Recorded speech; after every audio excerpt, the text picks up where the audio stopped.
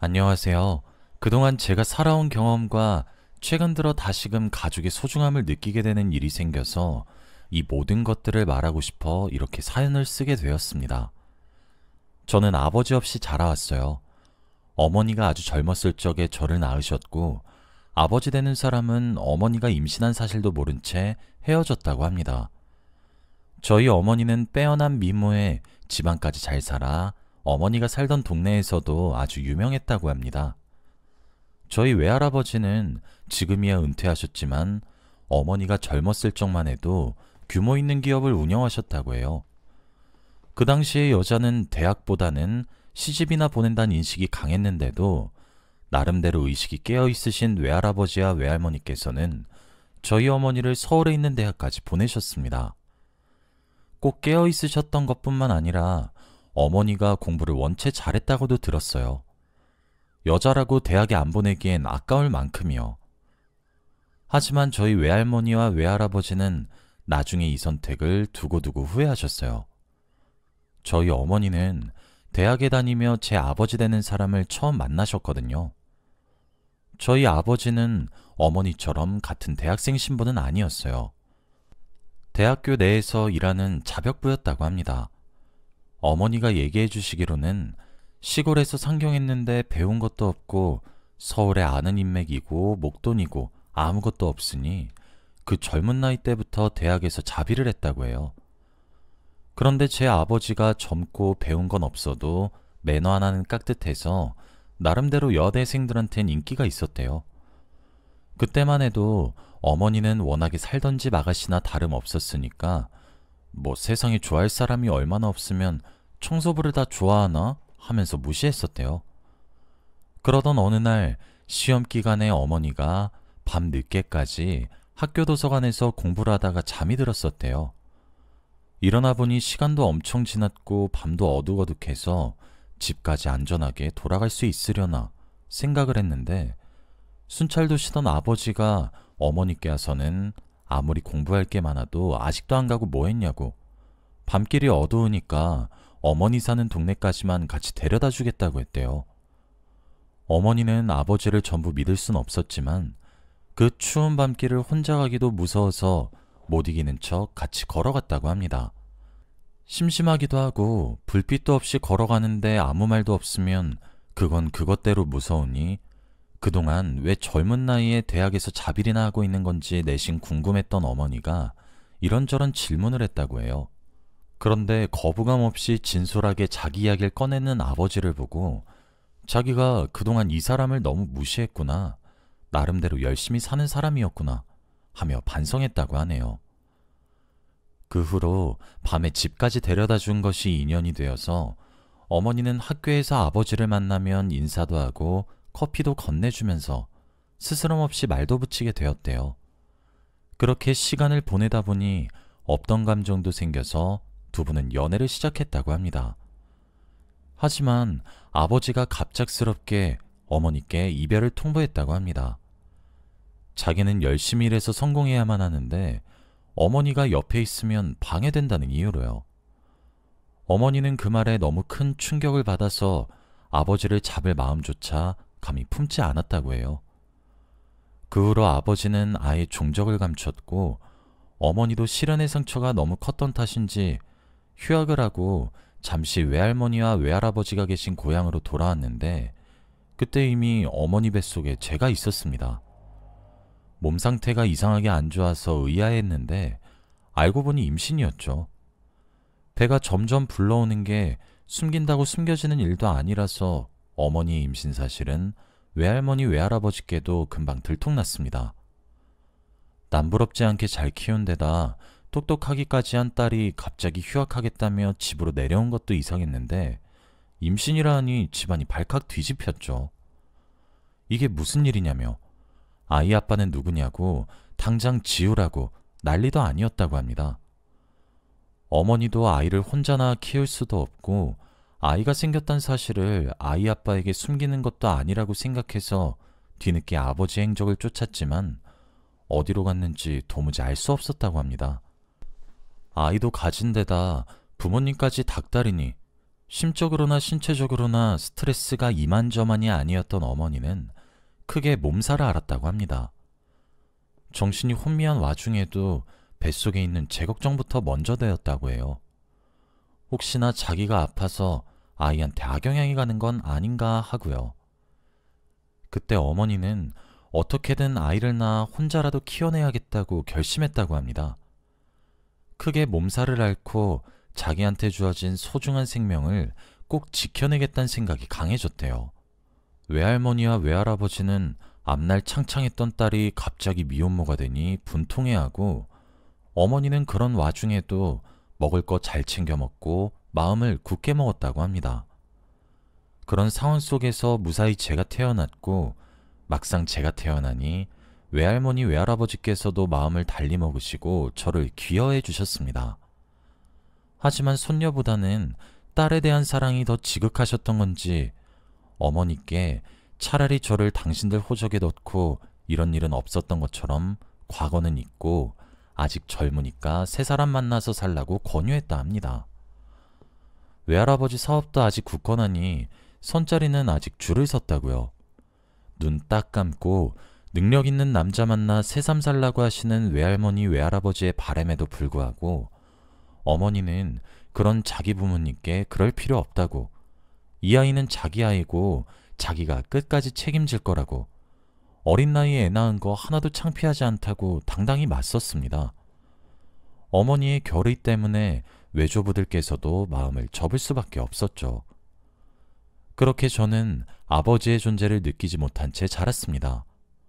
어렸을 때는 아예 아버지란 개념이 없었어요. 학교에 들어가고 나서야 다른 아이들은 전부 있는데 나만 없는 거라고 생각하게 되었죠. 그래도 아버지가 없다는 사실이 저를 주눅들게 하진 않았습니다. 애당초 태어났을 때부터 없었던 존재라 그런지 상실감이나 외로움 같은 것도 안 느껴지더라고요. 그리고 제가 박탈감을 느끼게 하지 않으려고 어머니가 다방면에서 신경 써주셨거든요. 제가 초등학교 저학년 때만 해도 어머니는 주변에서 재혼 권유를 많이 받았어요. 하지만 아직 제가 어린데 괜히 상처 주게 될까봐 싫다는 이유로 전부 거절하셨어요. 그러던 차에 외할아버지가 갑작스럽게 돌아가시는 일이 생겼습니다. 그동안 저희 가족의 생계를 홀로 책임지신 거나 다름없으신 외할아버지가 돌아가시니 회사를 이어받을 사람이 없어 지방가세가 기울기 시작했습니다. 어머니가 뒤늦게 회사 경영에 참여했지만 경영 수업이라고는 들은 적도 없으셨고, 이사진들도 이미 자기 좋을 대로 회사 방침을 이리저리 손댄 터라 회사 내에서 어머니는 말만 사장일 뿐 입지는 아주 좁았습니다. 그러던 차에 회사의 전무 한 분이 어머니의 오른팔이 되어 회사를 소생하는 데 힘써주셨다고 합니다. 무사히 회사의 재정이 안정화되었고 어머니는 고마운 마음 반, 회사의 어려움을 함께 헤쳐나갔다는 의리 반으로 그 전무와의 재혼을 결심하게 되었죠. 지금 생각해보면 그때쯤 외할아버지도 갑작스럽게 돌아가시고 원치 않는 회사 일로 바빠진 어머니가 제게도 소홀해지시면서 이런저런 우울증을 앓으셨던 것 같아요. 저 몰래 화장실에서 약을 드시는 모습을 몇 번 본 적이 있거든요. 그 당시 어머니 나이도 고작 30대였는데 어머니도 어딘가 의지할 구석이 필요했었던 것 같았습니다.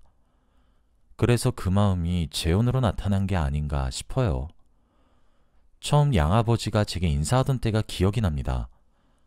아직 어린 제게 꽃다발과 초콜릿을 주면서 앞으로 잘 부탁한다고 했었죠.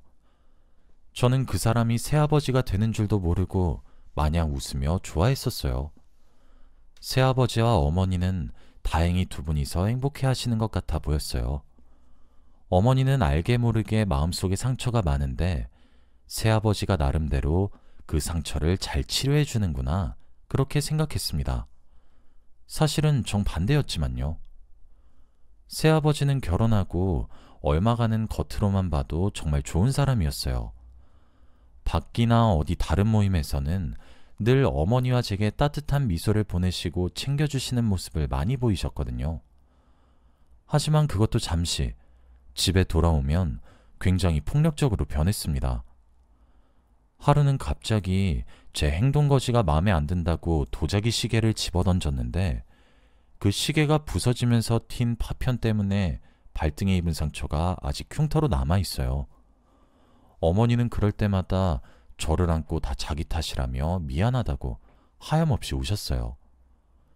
나중에 들은 이야기인데 어머니께서는 새아버지의 본 모습을 알고 하루에도 몇 번이나 이혼 생각이 간절하셨지만 재혼 후 외할아버지 회사의 경영권을 일임하고 새아버지에게만 기대어 사는 처지였기 때문에 앞으로 제 앞날을 생각해서라도 차마 입이 떨어지지 않았다고 해요.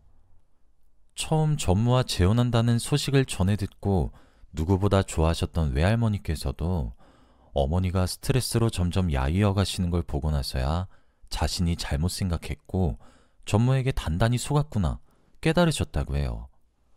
새아버지의 사람 좋은 웃음이나 책임감 있어 보였던 태도는 다 가식이고 실상은 어머니의 경영권을 노리고 접근한 거였죠. 덕분에 제 청소년기는 암흑이나 다름없었습니다. 우울해하시는 어머니는 집에만 들어오면 폭력적으로 변하는 새아버지 때문에 저라도 정신 바짝 차리고 심신이 약해진 어머니를 챙겨야겠다 생각했었죠. 어느 순간부터는 새아버지가 아예 집에 들어오지 않는 날도 많아졌습니다. 처음엔 회사 일 때문에 많이 바쁜 건가 막연히 생각했어요. 게다가 새아버지가 집에 안 들어오면 저로서는 물건이 부서지거나 고함치는 소리를 듣지 않아도 되니 전혀 나쁠 게 없었습니다. 하지만 얼마 안 있어 왜 집에 잘 들어오지 않으시는지 알게 되었죠. 컨디션이 너무 좋지 않아 선생님께 허락을 받고 일찍 조퇴하는 길이었어요. 기운 없이 걸어가는데 맞은편 큰 대로변에 있는 호텔 앞에 새아버지 차가 정차되어 있는 겁니다. 뭔가 싶어 가만히 서서 지켜보니 새아버지가 어떤 젊은 여성과 함께 호텔을 걸어 나와 대기시킨 차에 타서 어디론가 가더군요. 저희 어머니 사이에서는 더 이상 찾아볼 수 없는 다정한 분위기였어요. 그건 어린 제 눈으로 봐도 틀림없는 불륜 현장이었습니다.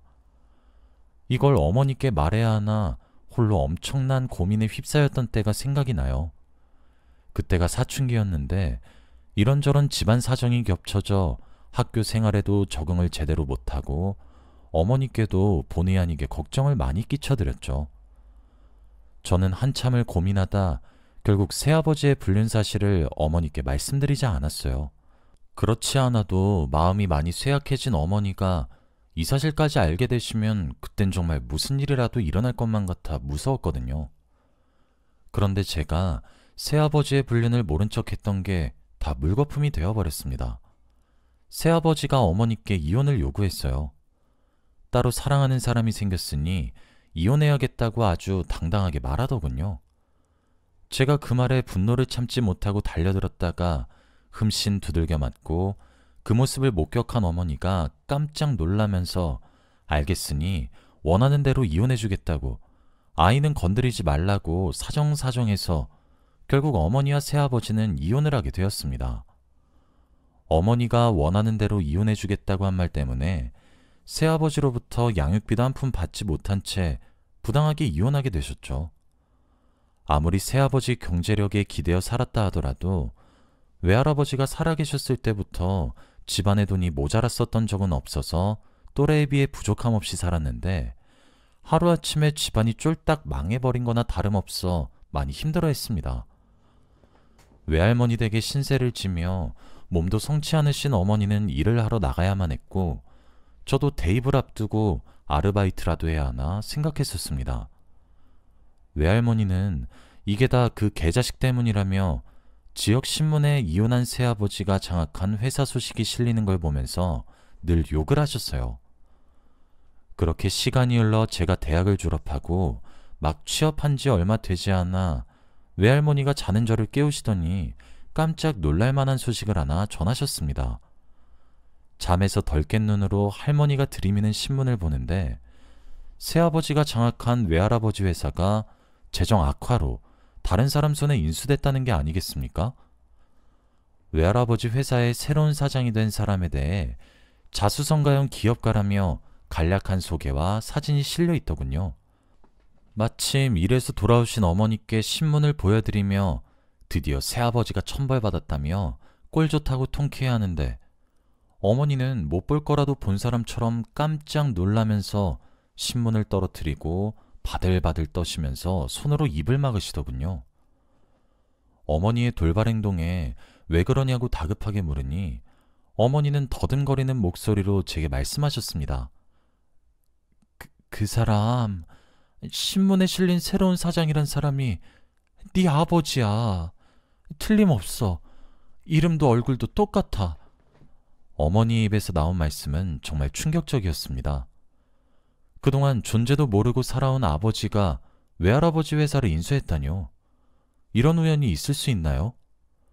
한동안 놀란 가슴을 진정시키던 어머니는 본인이 직접 회사로 찾아가 제 친아버지를 만나봐야겠다고 하셨습니다. 제가 조금만 더 깊게 생각해봐도 늦지 않다고 말렸지만 어머니는 단호했어요. 네가 원하든 원치 않든 그 사람이 네 친아빠야. 그 사람도 자기 아이가 어딘가에 살아 숨쉬고 있다는 걸 알 권리가 있어. 어머니의 말에 틀린 점은 없어서 저도 별 수 없이 어머니와 함께 동행해 제 친아버지란 사람을 찾아갔습니다. 무슨 귀신 신나라 까먹는 소리냐며 따로 약속도 없이 어딜 사장님을 함부로 배려하냐며 저지당할 줄 알았는데 경비원들은 의외로 순순히 비켜주더군요. 그렇게 들어간 사장실에는 제 친아버지란 사람이 앉아 있었습니다. 그 사람은 당황한 기색이라고는 없어 보였어요. 덤덤하게 말하더군요. 내가 부르려 했는데 이거 한 발 늦었군. 그 말에 어머니와 저 둘 다 놀랐어요. 그 사람은 어머니를 기억하는 눈치였죠. 자기를 기억하고 있느냐는 어머니의 물음에 아버지는 그렇다고 그동안 일부러 당신을 찾았다고 말하더군요. 그러면서 제 쪽을 보더니 당신은 이미 결혼해서 아이가 있는 거냐고 어머니께 반문했습니다. 어머니는 제 손을 힘줘서 세게 한번 꽉 잡고는 말했어요. 이 아이, 당신 아이야. 친아버지라는 사람은 눈이 휘둥그레해서는 제게 가까이 다가왔죠. 그리고 저와 어머니를 소파에 앉힌 후 그간의 이야기를 전부 전해 듣기 시작했습니다. 어머니가 혼자 아이를 낳아 기를 결심을 했고 그렇게 키운 게 저라는 사실을 알고 눈물을 조금 훔치더군요. 어머니가 원망이 담긴 목소리로 그동안 어디 있었던 거냐고 아이가 생길 거 알았을 때 알리려고 했지만 이미 떠나고 찾을 수 없었다고 말했습니다. 어머니의 말을 모두 전해들은 아버지가 어두워진 표정으로 미안하다고 그동안 성공하기 위해 이곳저곳 돌아다니면서 돈을 벌기 위해 온갖 일을 다 했대요. 시간이 조금 지나서는 그렇게 쌓은 인맥으로 여기저기서 도움을 받아 사업을 작게 시작했고 운 좋게 그 사업이 이렇게 커져서 남부럽지 않게 살 수 있게 되었다고요. 하지만 그때까지도 어머니를 생각하는 순정은 여전했어서 뒤늦게 어머니의 소재를 찾았지만 그 과정에서 저희 어머니의 아버지가 운영하시던 회사가 부당하게 다른 사람 손에 넘어갔던 걸 알고 일부러 인수를 추진했다고 합니다. 회사는 당신에게 돌려줄 거야. 그러려고 인수했던 거야. 당신이 받지 않을 거라면 이 아이한테 주겠어. 어쨌든 피로 이어진 내 딸이잖아. 저희 세 가족은 그렇게 재회하게 되었습니다. 어머니 역시 첫사랑이었던 아버지에 대한 그리움과 미련을 완전히 버리지는 못하신 거였는지 제 친아버지와 어머니는 새롭게 살림을 합치셨어요. 회사는 제가 원하지 않아 전문 경영인을 새로 고용했고 저는 아버지로부터 회사 지분만 받았습니다. 그렇게 오랜 시간을 떨어져 있었고 저는 사실 태어나서 처음 만나는 친아버지인데 어쩐지 이제서야 모든 게 제자리로 돌아왔다는 생각이 들더라고요. 그간의 사정을 전부 전해들으신 외할머니도 쉼없이 우시면서 늦게나마 가족이 모여서 다행이라며 그동안 고생 많았다며 저희를 독려하셨어요. 친아버지는 돌고 돌아 저희에게 온 만큼 어머니와 제게 극진히 잘하려고 노력합니다. 아버지도 본인이 딸이 있었다는 걸 몇십 년간 모르고 있었던지라 늘 조심하고 제 눈치를 보지만 피는 못 속이는지 입마시며 버르시며 개그 코드까지 저 아주 복사라도 한 듯 똑같았어요. 엄마랑은 달라서 대체 어디서 물려받은 취향인가 싶었는데 전부 아버지 유전이었나 봅니다. 저희 가족은 이렇게 다시 모인 뒤로 별탈 없이 지금까지 잘 지내고 있어요. 어렵게 모인 가족이니만큼 앞으로 더욱 서로 아끼며 행복하게 살아가려고 해요.